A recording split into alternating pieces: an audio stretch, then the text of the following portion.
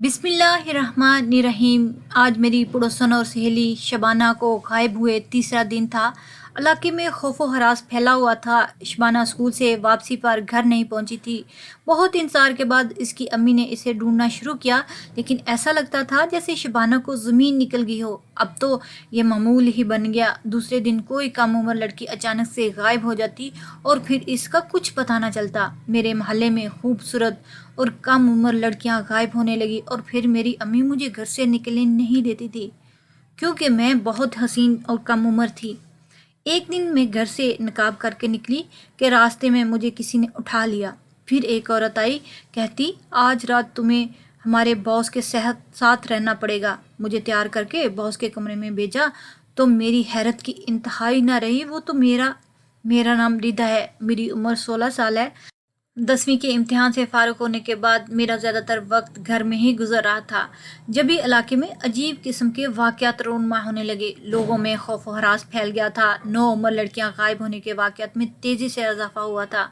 हर दूसरे दिन कोई नई खबर सुनने को मिलने लगी। सब की तरह मेरे वालिदैन भी बहुत ज़्यादा खौफजदा हो गए थे। मैं अपने वालिदैन की एक ही बेटी थी, जबकि मुझसे बड़े दो भाई थे। मेरे एक बड़े भाई को कुछ ही अरसा कबल मुलाजमत के सिलसिले में दूसरे शहर जाना पड़ा। जैसे जैसे अम्मी को किसी लड़की की गुमशुदगी की खबर मिलती, वो मज़ीद परेशान हो जाती। मैं तो पहले ही घर में रहती थी, अब तो अम्मा ने मज़ीद सख्ती कर दी कि घर से निकलना तो दूर, मेरा दरवाजे पर भी जाना बंद कर दिया गया। 16 साल की उम्र में मेरी खूबसूरती काबिल सताइश थी। मिलने जुलने वाले मेरी खूबसूरती की तारीफ़ किए बिना नहीं रह सकते थे। मेरी यही खूबसूरती अब मेरी अम्मी की परेशानी की वजह बन गई थी। मुझे छत पर जाने की इजाज़त नहीं थी। अम्मा का बस चलता तो मुझे घर के किसी कोने में छिपा के रखती। मेरी खूबसूरती और लंबा कद वैसे ही इलाके में मशहूर था।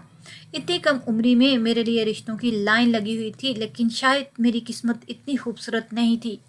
मेरी खूबसूरती ही मेरी नमुसत की वजह बन गई। जब मुझे एक तारीख कमरे में एक मर्द के साथ रहने के लिए ज़बरदस्ती धकेल दिया गया। मैं बहुत दिनों से घर में कैद रहकर सता चुकी थी। ऐसा लगता था जैसे नीला आसमान देखे हुए अरसा हो गया हो। अम्मी, मुझे एमन के घर जाना है ना, प्लीज़, मैं घर से जाना चाहती हूँ। सो अम्मी के पाँव पकड़ के बैठ गई। तुझे मालूम नहीं क्या किस तरह शबाना दिन दिहाड़े गायब होगी? इसके माँ को देख, बेटी के गम में पागल हो गई है। और ज़माने भर से रसवाई अलग। तू क्या चाहती है? तेरी माँ भी बिना दुपट्टे के नंगे पाँव गली गली तुझे ढूंढती फिरे। अम्मा ने गुस्से से मेरे हाथ को झटका। सुबह ही एक बात 1000 दफ़ा समझा चुकी हूँ, मगर तेरी खोती अकल में बात ही नहीं आने वाली। इससे अच्छा था तू काली कलोटी पैदा होती, मुझे यूं तेरा पहरादारी ना करना पड़ती। अम्मी ने सारा गुस्सा सब्जियों पर निकालते मुझे दफ़ा हो जाने का इशारा किया। मैं भी पक्की थी और कुछ अकेले रहकर बागी हो गई थी, इसलिए ठान ली जैसे ही मौका मिला एमन से मिलने जाऊंगी। यूं एमन का घर ज़्यादा दूर नहीं था, अगले मोहल्ले की पहली गली में था। दिन यूं ही बहुत गुजर रहे थे। घर में रह रह के मेरा रंग मज़ीद निखर गया, मेरा जिस्म पुरकशिश होता गया। 16 साल की उम्र में ही किसी को भी अपना दीवाना बनाने की सलाहियत रखती थी, और यह सलाहियत खुदादाद थी। अरे रिदा, मैं बाजार जा रही हूँ, तो दरवाज़ा अच्छे से लगा लो, किसी के लिए ना खोलना, तेरे अब्बू और भाई रात को ही वापस आएंगे। अम्मी ने मुझे सख्ती से ताकीद की, जिस पर मैंने सर हिला रख के कह दिया ठीक है। अम्मी के घर से जाते ही मेरा दिमाग तेज़ी से काम करने लगा। अम्मी की वापसी अभी 2 ढाई घंटे से पहले मुमकिन नहीं थी। तो क्यों ना मैं एमन के घर से हो आती हूँ। ये सोच आते ही मैंने चादर में खुद को ढांपा और मुंह पे नकाब लगा के अब सिर्फ मेरे गोरे गोरे हाथ पांव नजर आ रहे थे। मैंने शीशे में एक नज़र खुद को देखा। मेरी बुरी आंखों में काजल दमक रहा था। मैं अपनी तैयारी से मुतमईन होते बुर्ची खाने की खिड़की से ताला चाबी उठाकर घर से बाहर निकल आई। ताला लगाकर इधर उधर देखा तो कोई भी गली में मौजूद नहीं था। मैंने इत्मीनान से अपनी मंजिल यानी कि एमन के घर की तरफ कदम बढ़ाया, लेकिन बदकिस्मती मेरे रास्ते में घात लगाई बैठी हुई थी। अभी मैं कुछ ही दूर पहुंची कि अचानक से मेरे करीब एक हाई रूफ आकर रुकी। किसी ने अचानक से मेरे मुंह पर मार रख दिया कि मुझे गाड़ी में खींचा, और इसके बाद मुझे कुछ होश नहीं रहा। मेरा बुरा वक्त शुरू हो चुका था। मुझे जब होश आया तो मैंने खुद को एक बड़े से कमरे में बंद पाया। मेरे हाथ पैरों को रस्सियों से मजबूती से जकड़ा हुआ था, हिलने जुलने की हालत में भी नहीं थी। मेरी चादर अब मेरे जिस्म पर मौजूद नहीं थी। मैं बिना हाल चादर के खुद को खोलने की कोशिश कर रही थी, तभी दरवाज़ा खुला। मेरा दिल उछल कर हलक में आ गया। एक मोटी तगड़ी काली औरत कमरे में दाखिल हुई। ना हसीना, यूं रस्सियां खोलने की कोशिश न कर, तुम्हारे मरमरी हाथ जख्मी हो जाएंगे। उसने हंसते हुए मेरे चेहरे पर झूलती लटों को पीछे किया। खुदा ने सारा हुस्न तुम्हें नवाज दिया, शायद बोझ तो तुम्हें देखते ही दीवाने हो जाएंगे। हो सकता है मुझे किसी बड़े अनाम से नवाज दे। वो खुश होते खुद ही मेरे हाथ पांव खोलने लगी। खुदा के लिए मुझे जाने दो, मेरी अम्मी मेरा इंतज़ार कर रही होगी। मैंने अपने बंदे हाथ उसके आगे जोड़ दिए। तेरी माँ को आज नहीं तो कल तुझे रुखसत करना ही था ना, चल इसके लिए भी मैंने आसानी पैदा कर दी। बिना खर्चा पानी ही तेरी रुखसती होगी। इस औरत के पास से आती बू मुझसे बर्दाश्त नहीं हो रही थी। इसने मेरे पांव खोल दिए। मैंने पूरे कमरे में एक नज़र दौड़ाई कि कहीं किसी तरह यहाँ से भागने का कोई रास्ता मिल जाए, लेकिन कमरे में एक ही दरवाज़ा था जिससे वो औरत अंदर आई थी। इसने मेरे लिए ताज़ा जूस मंगवाया। लो ये पी लो, ताकत आएगी तो तभी मेरे बॉस को खुश कर पाओगी ना। साथ ही उसने थैला खोलकर एक नीम बरहना सी नाइटी मेरे आगे रख दी। लो इसको पहन लो शराफत से, अगर तूने मेरे बॉस को खुश कर दिया तो तेरी जिंदगी बहुत आसान हो जाएगी। इसने जूस को जबरदस्ती मेरे होंठों से लगा दिया। मेरा गला सूख चुका था, लिहाजा मैंने घटाघट पूरा जूस पी लिया। शाबाश, अब इसी तरह ये भी पहन लो। वो होश होकर मेरी कमीज के बटन खोलने लगी। मैंने पूरी ताकत से उसे बंद करना चाहा, मगर मेरा नाजुक वजूद इसके भारी भरकम वजूद के आगे कुछ भी नहीं था। खुद से पहनूंगी या मैं खुद पहनाऊं? वो गुस्से में कहती मेरी कमीज को खींचने लगी। मैं जान गई कि मैं इस औरत का मुकाबला नहीं कर सकती, इसलिए रोते बिलखते मैंने खुद ही अपना लिबास उतार कर घुटनों तक आता वो नीम बरहना सा लाल रंग का गाउन पहन लिया, जिसके पहनने से मेरी खूबसूरती और भी निखर गई। मेरे गोरे गोरे बाजू उस औरत की सख्ती की वजह से नीले हो गए थे। इस औरत ने परफ्यूम से मेरे पूरे बदन को महका दिया। मैं बेबसी से रो रही थी। अब सुन, बॉस तेरा इंतजार कर रहे हैं। जितनी तू मजम्मत करेगी उतनी तेरी मुश्किल बढ़ जाएगी, समझ गई? वो मुझे धकेलते हुए एक से दूसरे कमरे में ले गई और बिस्तर पर धकेल दिया। बिस्तर भी खुशबू से महक रहा था। वो मुझे छोड़कर बाहर निकल गई। कुछ ही देर में भारी कदमों की आवाज़ दरवाजे से आने की सुनाई दी। मेरा पूरा वजूद कांप रहा था। मैं बेबसी की हालत में अपने ही अंदर छुपने की कोशिश कर रही थी। मेरे लिए शर्म से डूब मरने का मकाम था, लेकिन इस वक्त मुझे इतनी आसानी से मौत आने वाली नहीं थी। वो शख्स अब अंधेरे कमरे में मेरी तरफ बढ़ता जा रहा था। मुझे अंधेरे में इसे डर भी लग रहा था। मेरी गुटी गुटी सिसकियां इस बंद दरो दीवार में गूंज रही थी। जैसे जैसे मेरे करीब आने लगा, उसके नैन नक्श मुझ पर वाजिया होते चले गए। अब मुझे अंधेरे में भी कुछ कुछ दिखाई दे रहा था, और शायद आने वाला वो मकरू शख्स जिसे वो औरत अपना बॉस कह रही थी मुझे देख पाने के काबिल हो चुका था। कुछ लम्हे और लगे और फिर वो मुकम्मल तौर पर मुझे दिखाई देने लगा। इसकी शक्ल देख के मेरे पैरों तले ज़मीन निकल गई। मैंने खुद को अपने ही बाजू में समेटा। वो भी मुझे पहचान चुका था। इसके लिए भी यह झटका बहुत बड़ा था। वो जल्द से 2 कदम पीछे लड़खड़ाकर हटा। ये तुम हो?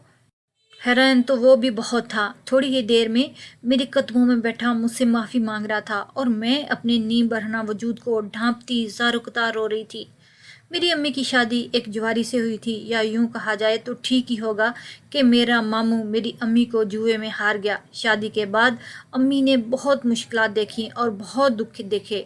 मेरा बाप रोज़ जुआ खेलने जाता और हार कर वापस आ जाता। जब जुए में लटाने को कुछ ना रहा तो वो हारने के बाद अम्मी को आगे कर दिया करता। अम्मी रोज़ किसी न किसी गैर मर्द के कदमों में घिर कर अपनी इज्जत की भीख मांगती रहती। वक्त गुजरता रहा और हालात बद से बदतरीन होते चले गए। अल्लाह ने अम्मी को 2 बेटों की पैदाइश के बाद मुझे नवाजा। मैं बचपन ही से बहुत खूबसूरत थी। मेरे बाप की जुए की लत बढ़ती जा रही थी। जिस दिन वो जीत कर आता शराब के नशे में डूबा होता, और जिस दिन हार जाता अम्मी को लोगों के कदमों में रख देता। अब जो लोग दहलीज पर अपना हिस्सा वसूल करने आते थे, उन्हें मेरी माँ में कोई दिलचस्पी नहीं होती थी। उनकी नज़रें अब मुझ पर थी। मैं 8 साल की उम्र में 12 साल की लगती थी। ऊंचा कद और सफ़ेद रंगत मेरी बदकिस्मती बन गई थी। एक दफ़ा मेरा बाप जब हार के घर लौटा तो इसके साथ एक और आदमी था। मेरे बाप ने जैसे ही अम्मी को इसके आगे फेंका, वो आदमी मुकरू होकर हंसी हंसता अम्मी को रद्द करके मेरी जानब बढ़ा। मैं अपने खिलौनों में मगन दुनिया की फिक्रों से आज़ाद थी। अम्मी को जैसे ही इसके अज़ाइम का अंदाज़ा हुआ, अम्मी ने सहन के एक कोने से बड़ा बेलचा उठाकर इस आदमी के सर पे दे मारा। इसके सर से खून का फुवारा फूट रहा था और वो वहीं गिर चुका था। میرا باپ یہ سب دیکھ کے گھر سے بھاگ نکلا، پرواہ کیے بغیر کہ وہ اکیلا بھاگ گیا۔ تھوڑی ہی دیر میں پولیس پہنچ گئی۔ جانے کیسے پولیس کو خبر مل گئی۔ امی نے اپنا دفاع کرتے ہوئے سارا الزام میرے باپ کے سر پر ڈال دیا۔ کیونکہ وہ موقع سے فرار تھا، لہٰذا پولیس نے امی کی بات کا یقین کر لیا۔ میرا باپ پلٹ کر واپس نہیں آیا۔ اب تو دن ہفتے اور ہفتے مہینوں میں بدلتے چلے گئے۔ میرے باپ کے جانے سے ہماری زندگی میں سکون آ گیا۔ میری ماں کو روز کسی کے قدموں میں گر کر رونا نہیں پڑتا تھا۔ کچھ سال ہم اسی گھر میں رہے، پھر امی نے وہ گھر فروخت کر دیا۔ ہم وہاں سے نکل کر بہت دور چلے گئے۔ میری امی کورٹ سے کھلا لے کے ایک بوڑھے آدمی سے شادی کر لی، کیونکہ ہمیں کسی مضبوط سہارے کی ضرورت تھی۔ زندگی کی گاڑی سکون سے رواں دواں تھی کہ وقت مجھے یہاں لے آئے۔ ہاں، وہ میرا باپ تھا جو بہت پہلے عرصہ قبل ہمیں ذلت کے اندھیروں میں چھوڑ کر جا چکا تھا۔ آج وہ میرے سامنے آیا بھی تو اس روپ میں آیا۔ وہ میرے قدموں میں گر کر روتے ہوئے معافی مانگ رہا تھا۔ معافی؟ کس بات کی معافی؟ میری ماں کو ہر روز ذلت دینے کی معافی، ہمیں چھوڑ کر چلے جانے کی معافی، یا پھر میری جیسی نہ جانے کتنی معصوم لڑکیوں کی زندگیاں برباد کرنے کی معافی؟ بتاؤ تو صحیح، کس بات کی معافی دوں میں تمہیں؟ میرے صبر کی ہر حد ختم ہو چکی تھی۔ میں چیخ اٹھی تھی، میں تمہیں واپس چھوڑ آتا ہوں میری گڑیا۔ وہ میرے قدموں میں جھک گیا۔ نہیں ہوں میں تمہاری گڑیا، میں تمہاری بیٹی، انسان کے روپ میں آپ حیوان ہو۔ جانے کتنی زندگیاں تمہاری حیوانیت کی نظر ہو گئی ہوں گی۔ میں نے اس کو اپنے پیروں سے دھکیل دیا۔ مجھے معاف کر دو، میں ڈر گیا تھا، اس لیے بھاگ گیا تھا۔ اور وہ جو سالوں میری ماں کے ساتھ کیا، اس کے بارے میں کیا خیال ہے؟ جب نہیں ڈرے تھے تم میں ہر لحاظ بلائے آج اسے اس کا اصلی چہرہ دکھا رہی تھی۔ ابھی ہم بات ہی کر رہے تھے کہ اچانک دروازے پر زوردار دستک ہوئی۔ میرا نام نہاد باپ نے جیسے ہی دروازہ کھولا، ایک حبشی نما مرد میرے باپ کو دھکیلتا ہوا اندر آ گیا۔ میں ابھی تک اسی نائٹی میں تھی۔ ایک اور غیر مرد کو دیکھ کر میرے رونگٹے کھڑے ہو گئے۔ میرا باپ اسے اندر آنے سے روکنے کی ناکام کوشش کر رہا تھا، مگر وہ آدمی میرے باپ کو دھکیلتا ہوا مجھ تک پہنچ گیا۔ واہ بیوٹی! مجھ پر نظریں پڑتے ہی جیسے اس کی رال ٹپکنے لگی۔ ہٹ جا مارگ، یہ میری بیٹی ہے۔ میرے باپ نے اسے روکتے ہوئے مجھ جیسے تیسے بچانے کی کوشش کی۔ اس حبشی نے کالے دیوانے اپنے چمکتے دانتوں کی نمائش کی۔ تم جیسوں کی بیٹیاں ہوتی ہیں؟ حیرت ہے! وہ حقارت سے دیکھتا کہتا واپس میری طرف پلٹا۔ نہیں مارگ، میری بیٹی کے ساتھ نہیں۔ میرا باپ اب جیسے منت سماجت پر اتر آیا۔ خود مزے کر لیے اور میری باری آنے پر بیوٹی تیری بیٹی بن گئی؟ سب سمجھتا ہوں، میں اکیلے ہی سارا مزہ کرنے کا ارادہ ہے۔ نہ بھول، تیرا اور میرا برابر کا حصہ ہے، ہم گناہوں میں بھی برابر کے شریک ہیں۔ میرے باپ کو مارتے اس نے ایک کونے میں پھینک دیا اور مجھے بالوں سے پکڑ کر کھینچتا ہوا اپنے ساتھ اس کمرے سے باہر لے آیا۔ ایک طویل راہداری سے گزرنے کے بعد وہ مجھے ایک کمرے میں لے آیا۔ یہ کمرہ کسی کباڑ خانے جیسا تھا۔ رونا، میری چیخیں، سب بے معنی تھی، جیسے بہرا بنا ہوا تھا۔ کچھ ہی دیر میں وہ مجھ پر غالب آ گیا۔ میری سسکیاں اب ہواؤں میں بدل گئی تھیں۔ وہ مجھے ایک اور جگہ بھجوانے کی کوشش کر رہی تھی۔ میں نے انکار کر دیا تو مجھے زبردستی اٹھنے کی کوشش کرانے لگی، لیکن میرے جسم میں ذرا بھی سخت باقی نہیں رہ گئی تھی۔ چل نخرے نہ کر، شروع میں سب ایسے ہی نخرے دکھاتی ہیں اور پھر آہستہ آہستہ خود ہی تیار ہونے لگتی ہیں۔ وہ میری حالت دیکھتے ہوئے خود ہی میرے جسم پر کپڑے چڑھانے لگی، ساتھ ساتھ مجھے گاہکوں کو خوش رکھنے کے لیے گن سکھا رہی تھی۔ جیسے اس نے مجھے ایک جولی گھاگرا پہنا دیا۔ اب مجھے جس کمرے میں لے جایا گیا وہاں بہت ساری روشنیاں تھیں۔ وہاں میرے علاوہ 8-10 لڑکیاں اور بھی تھیں۔ دیکھتے ہی دیکھتے کمرہ آدمیوں سے بھر گیا۔ سب اپنی من پسند کی لڑکیوں کے لیے بولی لگا رہے تھے۔ آہستہ آہستہ جیسے مجھے ہوش آنے لگا تھا، مجھے سمجھ آ گیا تھا کہ میں ایک ایسے گینگ کے ہاتھوں لگی ہوں جو میرے جسم کے عضو زندگی بھر کمانے والے ہیں۔ یہ سوچ آتے ہی مجھے میرا وجود غلیظ لگنے لگا۔ امی کی یاد شدت سے آنے لگی۔ سمجھ آ گیا تھا کہ آج کہ وہ میرے باہر نکلنے کے خلاف کیوں تھی، کیونکہ مجھے چھت پر جانے سے بھی منع کرتی تھی۔ آج سمجھ آ گیا۔ سب کچھ کھونے کے بعد مجھے میری ماں سمجھ آنے لگی۔ وہ غلیظ آدمی ہم لڑکیوں کو اوپر نیچے سے گھورتا رہا۔ ہمارا اچھے سے جائزہ لینے کے بعد قیمتیں یوں لگا رہے تھے جیسے ہم کوئی انسان نہ ہو، مولی گاجر ہوں۔ کچھ ہی گھنٹوں میں میرا سودا طے ہو گیا اور ایک مکروہ چہرہ والا آدمی نے مجھے 2 لاکھ میں خرید لیا۔ میرے احتجاج، میری چیخیں کچھ بھی ان پر اثر نہیں کر رہی تھی۔ وہاں پر موجود ہر ایک لڑکی اپنی بے بسی میں ماتم کنا تھی۔ کچھ ہی دیر میں مجھے وہاں شبانہ بھی نظر آئی۔ اس کا حال میں مجھ جیسے ہی تھا۔ ابھی اس کی بولی نہیں لگی تھی، جہاں بھی میری خوبصورتی میری بدبختی بنی، اور سب سے پہلے میرا ہی سودا کیا تھا۔ مجھے صرف 1 مہینے کے لیے بیچا گیا تھا، اگلے مہینے مجھے واپس یہی آنا تھا اور دوبارہ بکنے کے لیے۔ تو بڑی خوش قسمت نکلی، پہلے ہی سودا بن گیا، اور لڑکیوں کو دیکھ کتنے دنوں سے انتظار کر رہی ہیں، لیکن کسی کا دل نہیں لبا سکی۔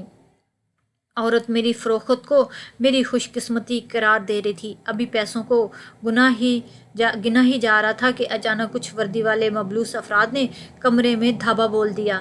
لمحوں میں کمرے کا منظر تبدیل ہو گیا اور تمام خریدار اور فروخت کار پولیس نے اپنی تحویل میں لے لیے۔ پولیس نے ہم لڑکیوں کو وہاں سے نکال کر ایک محفوظ مقام پر منتقل کر دیا۔ میں نے آخری بار اپنے باپ کو پولیس کی گرفت میں دیکھا۔ میرے باپ نے مجھے دیکھتے ہی ہاتھ جوڑے، لیکن اس کی یہ معافی میرے کسی کام کی نہ تھی۔ میری زندگی تباہ چکی تھی، اور صرف میری ہی نہیں، نہ جانے کتنی زندگیاں برباد ہو گئی تھیں۔ مجرم اپنے انجام کو پہنچ چکے تھے۔ پولیس سے ہمیں پتہ چلا کہ میرے باپ نے ہی خود کال کر کے ان لوگوں کو بلایا تھا اور تمام معلومات فراہم کی۔ شاید اپنی بیٹی کی بے حرمتی نے اس کی آنکھیں کھول دی تھیں، اور اس نے آئندہ کے لیے خود کو اس گندے کاروبار سے الگ کر لیا۔ اب سزا کاٹ رہا ہے۔ جرم کبھی چھپتا نہیں، بچتا نہیں، کسی نہ کسی طرح سزا مل ہی جاتی ہے۔ میرے باپ کو بھی سزا مل چکی تھی۔ اس کی آنکھوں کے سامنے ہی اس کی بیٹی کو رون ڈالا تھا۔ میری ماں اور بھائی مجھے لینے آئے تھے۔ شبانہ کے بھائی اور امی بھی آ گئے تھے۔ گھر تک کا یہ سفر آہوں اور سسکیوں میں گزرا تھا۔ کچھ عرصہ بعد ہی شبانہ کی امی اور میری امی نے یہ طے پایا کہ میری شادی شبانہ کے بھائی سے اور شبانہ کی شادی میرے بھائی سے کر دی جائے، کیونکہ ہمارے درد مشترکہ تھے۔ لازمی نہیں کہ خوبصورت ہونا صرف خوش قسمتی ہو، بلکہ کبھی کبھی یہ آپ کے لیے بدبختی کا بھی سبب بن جاتی ہے۔ بہتر یہی ہے کہ اپنی خوبصورتی کو چھپا کر اپنے والدین کی بات پر عمل کر کے زندگی کو خوبصورت بنائے جائے۔ آج میں دلہن کے جوڑے میں ملبوس تھی، لیکن آج میں اپنی خوبصورتی پر نازا نہیں تھی، بلکہ اپنے رب کی شکر گزار تھی، جس نے مجھے میرے اپنوں سے لا کر ملایا۔